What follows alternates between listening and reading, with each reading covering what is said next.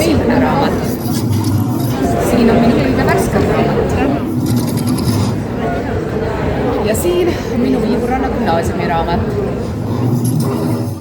Mina olen Ene Sepp, kirjanik, kelle sulest ilmub populaarse noortesarja Viivuranna gümnaasium järgmine osa.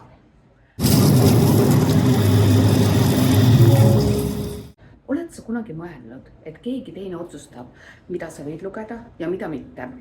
Mis juhtub, kui kooli raamatukogu riiulitelt kaovad raamatud, sest seal on kellegi meelest liiga palju ropendamist või kurbust või seksi? Kas sõna on vaba või tsensuur hädavajalik? Raamatu käsikiri on valmis. Keeletoimetaja on sisu üle vaadanud.